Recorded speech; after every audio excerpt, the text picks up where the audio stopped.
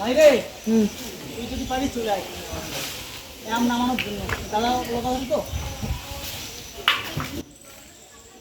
এই দেখ 3 ডে এই তো সুন্দর সুন্দর ঠিক আছে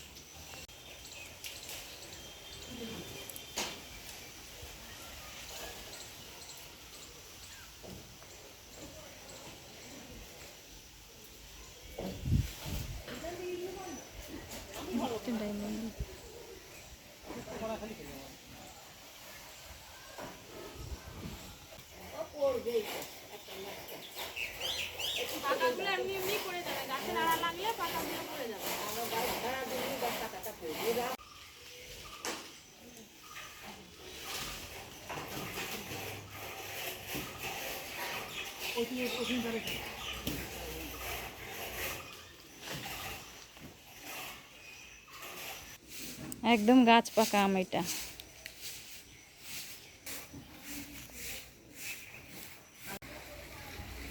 এই রান্নাঘরটার এখন বেহাল অবস্থা। 2 থেকে 3টে ভিডিও এখানে করা হয়েছে।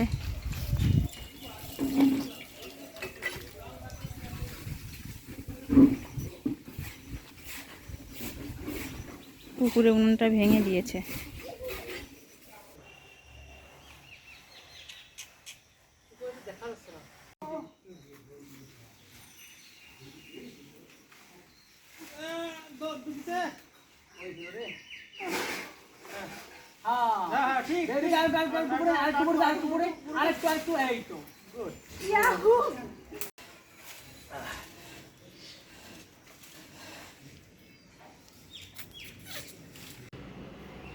আম পেড়ে আমরা বাড়ি চলে এসেছি।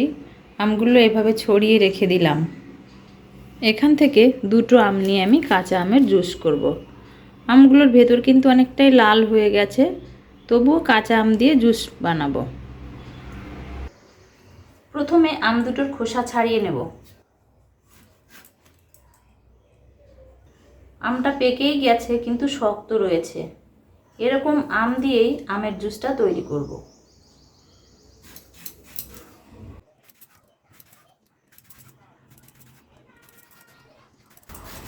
আমরা কাঁচা আম দিয়ে আমের জুস করে থাকি, সেটা খেতে একরকম লাগে, আর এরকম পাকা আম দিয়েও কিন্তু খেতে খুবই ভালো হয়।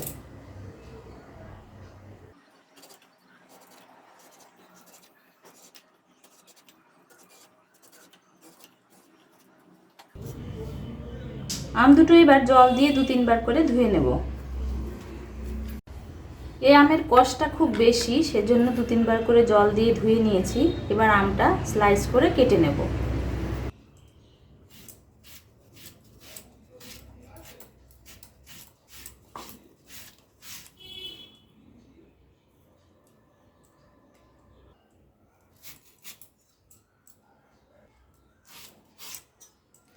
এই আমগুলো 2-3 দিন ঘরে থাকলে এমনিতেই নরম হয়ে যাবে।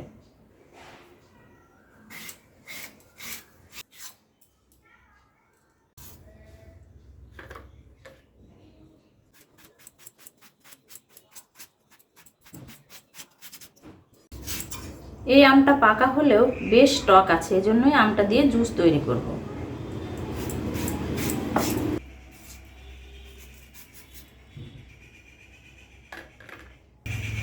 এটা গন্ধরাজ লেবু, এখান থেকে 1 টুকরো লেবু নিয়ে নেব।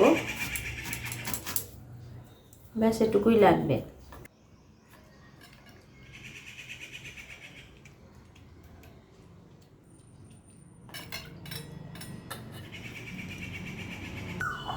এবার এই আমটা মিক্সিং জারের মধ্যে দিয়ে দেব।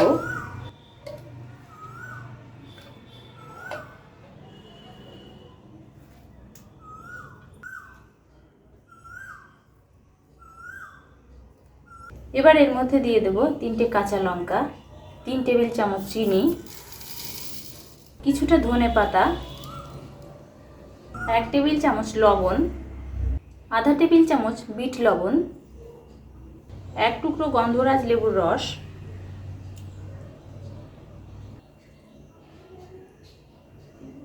সামান্য পরিমাণ জল দিয়ে দিলাম। এবার আমটা আমি খুব ভালো করে ব্লেন্ড করে নেব।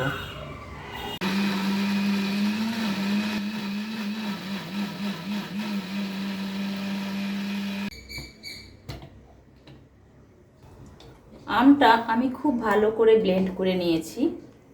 এবার জুসটা রেডি করব। প্রত্যেকটা গ্লাসের মধ্যে এবার আমি অর্ধেকটা পরিমাণ আমের যে পাল্পটা তৈরি করেছি সেটা দিয়ে দেব।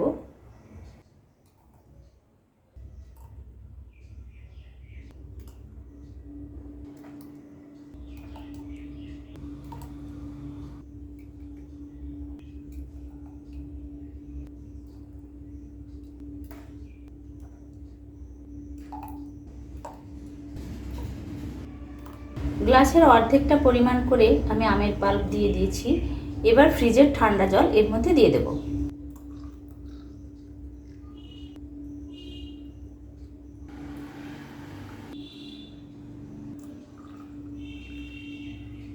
এবার প্রত্যেকটা গ্লাসে অল্প করে বিট নুন দিয়ে দেব। জল দেওয়ার কারণে লবণটা কম হবে, সেজন্য আমি বিট নুনটা দিয়েছি।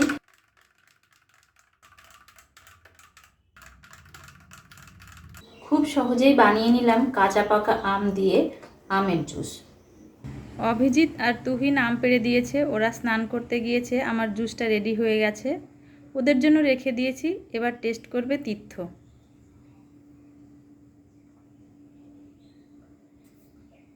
খুব সুন্দর হয়েছে, কাঁচা আমের থেকেও ভালো লাগছে। গন্ধরাজ লেবুর জন্য একটা আলাদাই সেন্ট আসছে, বেশ ভালো লাগবে, খুব সুস্বাদু।